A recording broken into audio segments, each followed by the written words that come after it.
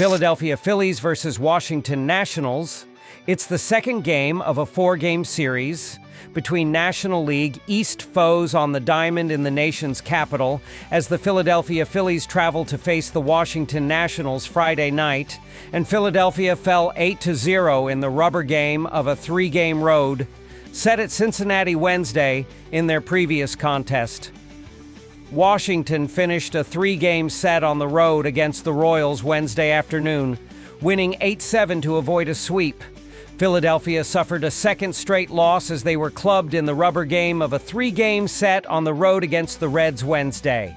The Phillies entered Thursday 69-51 and held a five-game lead over the Mets for the top spot in the NL East. Against Cincinnati Wednesday night, Philadelphia was limited to 3 hits with no player having more than one.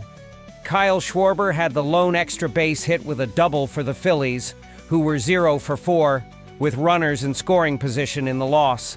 Christopher Sanchez, 11-4, took the loss as he allowed 4 runs, 3 earned, on 7 hits with 1 walk and 6 strikeouts over 6 innings before departing.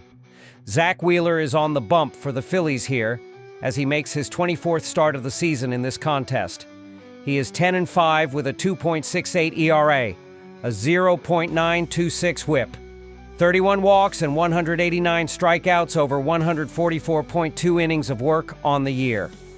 Wheeler earned the win in his last start, which came against the Rangers on the road Sunday. He threw 5 innings, allowing 2 runs on 3 hits with 3 walks and 7 strikeouts in a 4-2 Phillies victory. In his last 3 starts, Wheeler is 1-2 with a 4.86 ERA, a 1.50 whip, 5 walks, and 25 strikeouts over 16.2 innings of work. Wheeler makes his 38th career start against the Nationals in this contest. He is 14-15 with a 4.32 ERA, a 1.276 whip, 71 walks, and 202 strikeouts over 221 innings of work against them. Wheeler is 7-4 with a 4.22 ERA, a 1.327 whip, 33 walks and 95 strikeouts over 98 innings of work in 17 career starts at Nationals Park. Washington snapped a 2-game slide and avoided a sweep at the hands of the Royals as they prevailed in the series finale Wednesday afternoon. The Nationals entered Thursday night 48-72 and were in the basement of the NL East, 21 games behind the Phillies for the top spot.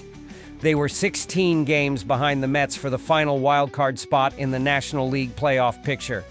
Against Kansas City, Washington finished with 10 hits as Brady House, RBI, and Dalen Lyle, 2 runs, RBI, each picking up a pair in the contest. Nathaniel Lowe, his 16th, and C.J. Abrams, his 16th, each homered in the victory for the Nationals. Jake Irvin threw 4 innings, allowing 6 runs on 7 hits with 4 walks and 3 strikeouts, but didn't factor in the decision. Jose Ferrer, 4-3, earned the win with 1.1 scoreless innings of relief, allowing 3 hits with no walks or strikeouts. The Nationals turn to Mackenzie Gore here as he makes his 25th start of the year in the second game of this set. He is 5-12 with a 4.09 ERA, a 1.333 whip, 47 walks, and 158 strikeouts over 132 innings of work this season.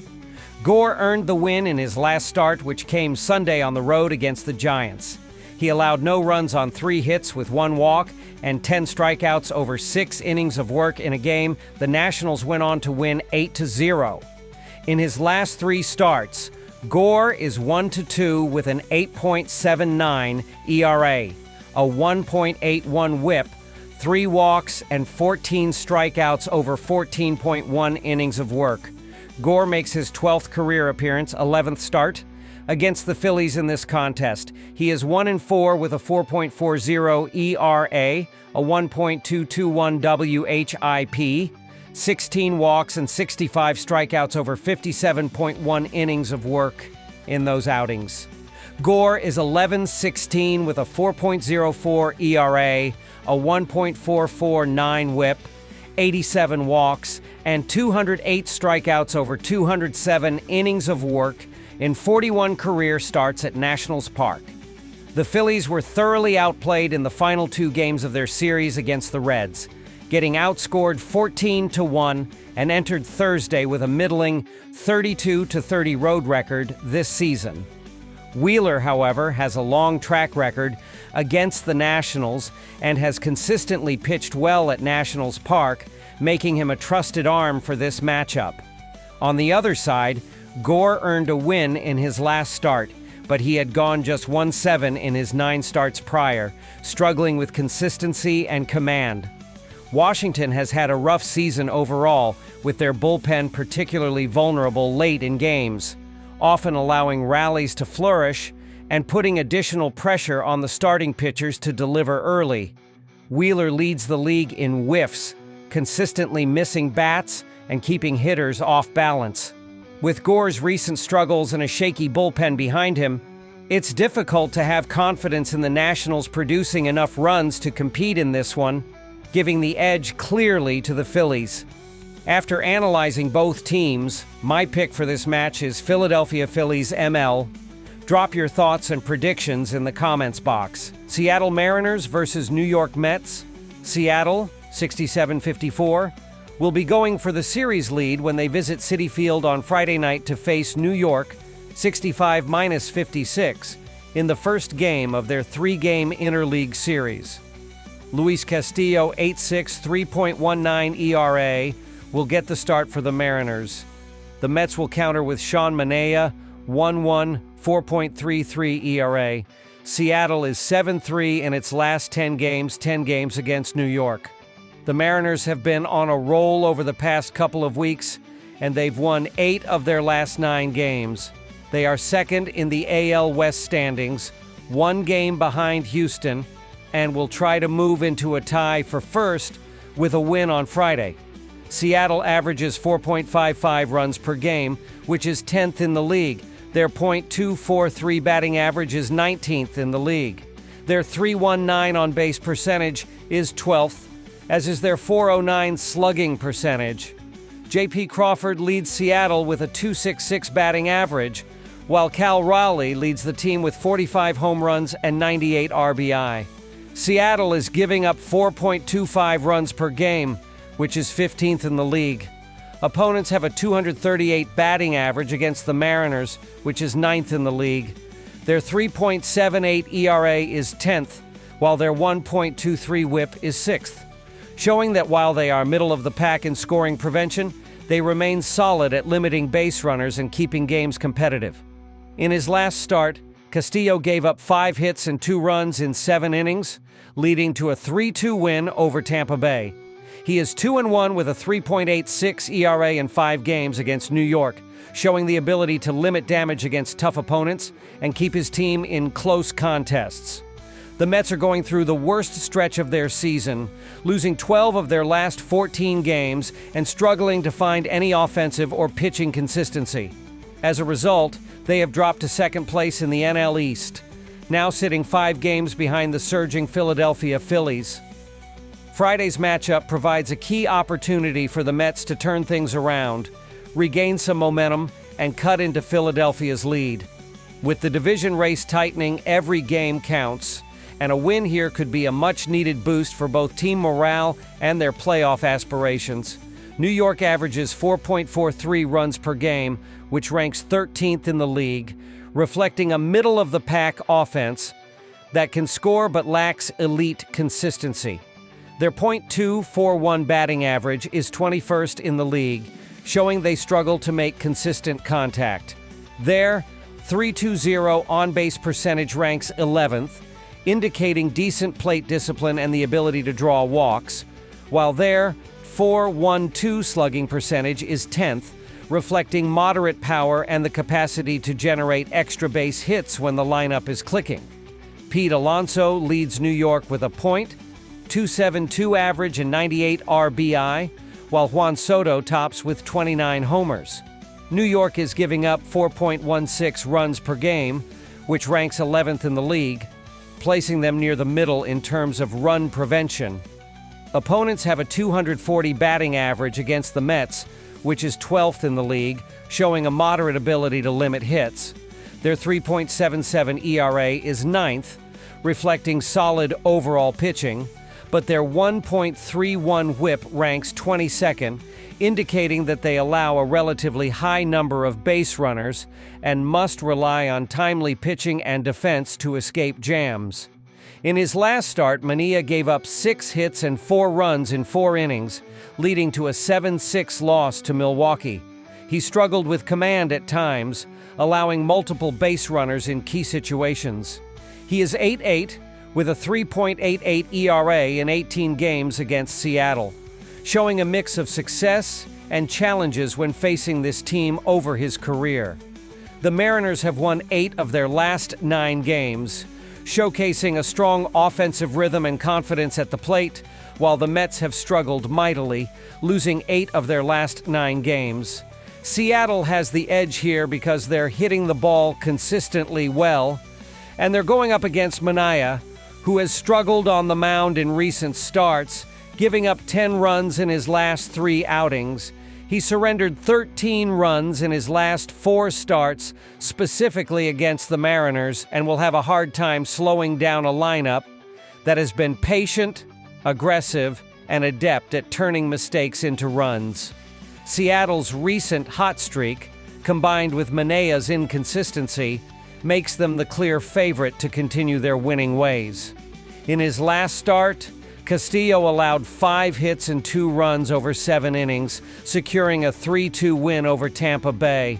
He's 2-1 with a 3.86 ERA in 5 games against New York, showing he can limit damage and keep games close.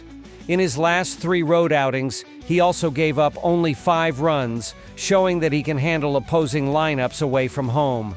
Given this track record, expect Castillo to keep New York's offense largely in check, limiting their scoring opportunities and forcing them to work hard for any runs they manage to put on the board. After analyzing both teams, my pick for this match is Seattle Mariners ML. Drop your thoughts and predictions in the comments box. New York Yankees versus St. Louis Cardinals. The New York Yankees, 64-57, 3rd AL East, will play Game 1 of a 3-game series on the road at Busch Stadium against the St. Louis Cardinals, 61-61, 4th National League Central. New York lost to the Minnesota Twins 4-1 on Wednesday, snapping a 2-game losing streak. The Yankees are 3rd in the American League East, trailing first place by 6 games and currently hold the 3rd and final AL wildcard spot, but lead 4th place by just 1 game. St. Louis lost to Colorado 6-5 on Wednesday. The Cards have lost 2 straight and trail first place in the National League Central by 16 games. St. Louis trails the 3rd and final spot in the NL wildcard chase by 4 games. New York will play without 10 pitchers as well as position players Paul Goldschmidt, Oswaldo Cabrera, Ahmed Rosario, and Luis Durango. St. Louis will play without 3 pitchers as well as position players Nolan Arenado and Jacob Buckberger. The New York Yankees are 1st in slugging percentage at .446, 4th in both runs scored with 612, and on base percentage at .328, while 15th in batting average at .249. Aaron Judge leads New York in both home runs with 38 and RBI with 88. Cody Bellinger is 2nd in both home runs with 22 and RBI with 69. New York has 7 players with 40 or more RBI. The Yankees have hit 196 doubles, 18 triples, and 191 home runs for 405 extra base hits in 121 games. On the mound, New York is 3rd in batting average against at .229, 13th in whip at 1.25, 16th in ERA at 4.01, and 17th in quality starts with 40. Carlos Rodon leads New York in wins with 12 and strikeouts with 164, while Max Fried leads in ERA for starters at 2.94. On Friday, New York will hand the ball to Luis Gil. This season, the right-hander is 0-1 with a 7.27 ERA, 1.85 whip, and 10 strikeouts, making this a challenging assignment against a potent lineup. The St. Louis Cardinals have posted middling offensive numbers this season, ranking 14th in batting average at .249, 15th in on-base percentage at .318, 16th in runs scored with 526, and 24th in slugging percentage at .386, showing they generate some contact but lack consistent power production. Wilson Contreras leads the team in home runs with 16, while Alec Burleson follows closely with 15, giving St. Louis two reliable power threats. Contreras also leads the club in RBI with 65, and Burleson is second with 54, providing much of the run production. The Cardinals feature 6 players with 41 or more RBI, highlighting some depth in their lineup, even if consistency is an issue. Overall, the team has compiled 208 doubles, 4 triples, and 115 home runs for a total of 327 extra base hits across 122 games, illustrating a balanced approach between gap power and home run production while maintaining a contact-oriented philosophy at the plate. On the mound, St. Louis ranks 14th in quality starts with 45, 15th in WHIP at 1.28, 20th in ERA at 384.18, and 26th in batting average allowed at .257. Sonny Gray leads the Cardinals in wins with 11 and strikeouts with 133, serving as the anchor of their rotation. On Friday, the Cardinals will hand the ball to Andre Pallante, who has been a mixed bag this season. The right-hander is 6-9 with a 4.95 ERA, 1.37 WHIP, and 80 strikeouts, showing flashes of potential but struggling with consistency and command, making it crucial for him to limit mistakes early against a competitive lineup. New York has struggled through most of the summer, and their recent form has been concerning as the Yankees have lost 8 of their last 12 games and 6 of their last 7 played on the road. St. Louis has historically had the upper hand in this matchup, winning 7 of the last 9 meetings and 5 of the last 6 contests at home versus New York, making this series particularly challenging for the Yankees. New York will turn to Luis Gil, who has made only 2 appearances this season, allowing 11 hits and 7 runs in just 8.2 innings, resulting in a high 7.27 ERA and 1.85 WHIP, highlighting the inconsistency and lack of depth in their rotation. St. Louis countered with Andre Pallante, who struggled in his most recent start, giving up 7 hits and 6 runs. But he had 2 strong outings prior to that, allowing only 6 hits and 2 runs over 12 innings, showing the potential to rebound. Injuries have also taken a toll on New York, both offensively and on the mound, limiting their overall effectiveness. While Aaron Judge has returned to the lineup, he has produced just 1 home run in 8 games during August, which reflects the team's overall offensive struggles. Given the combination of a shaky rotation, injury concerns, and St. Louis's strong home success, New York faces an uphill battle in this matchup and will need more consistent pitching and timely hitting to remain competitive. After analyzing both teams, my pick for this match is St. Louis Cardinals ML. Drop your thoughts and predictions in the comments box. Tampa Bay Rays versus San Francisco Giants. The MLB betting action continues Friday, August 15th, 2025, with the Tampa Bay Rays 59-63, 49-67-6 over-under, facing off against the San Francisco Giants 59-62, 54-61-6 over-under in the Interleague Showdown at Oracle Park in San Francisco, California. Tampa Bay and San Francisco start their 3-game regular season series. Last year, the Rays took 2 out of 3 from the Giants, and Tampa Bay is 6-3 in its previous 9 games against San Francisco. The Giants are minus 135 moneyline favorites for Friday's clash, while the total sits at 7.5 runs. This will be the Rays' 4th consecutive series away from home. Tampa Bay started its 12-game road trip by taking 2 out of 3 from the Los Angeles Angels, and after getting swept by the Seattle Mariners, the Rays won 2 out of 3 against the Athletics. Over their last 9 games, the Rays have scored 37 runs on a 229/278/448 triple slash, while their bullpen has amassed a sturdy 2.33 ERA, 0.85 WHIP, and a .158 batting average against. Tampa Bay is 5.5 games behind the bottom wild card in the American League. Joe Boyle is projected to take the mound at Sutter Health Park on Friday night. The 26-year-old right-hander carries a 1-2 record with a 3.82 ERA and 1.08 WHIP in 4 starts and 4 relief appearances, 30.2 innings pitched, this season. He was awful last Saturday, allowing 6 earned runs on 4 hits and 5 walks in a 7-4 loss against the Mariners, leaving questions about his ability to rebound in his next outing. Boyle has never met the Giants before. He's 2-3 with a 4.86 ERA in 9 interleague appearances, 33.1 innings pitched in his career. The San Francisco Giants are on a 5-game losing streak, struggling to regain momentum in recent matchups.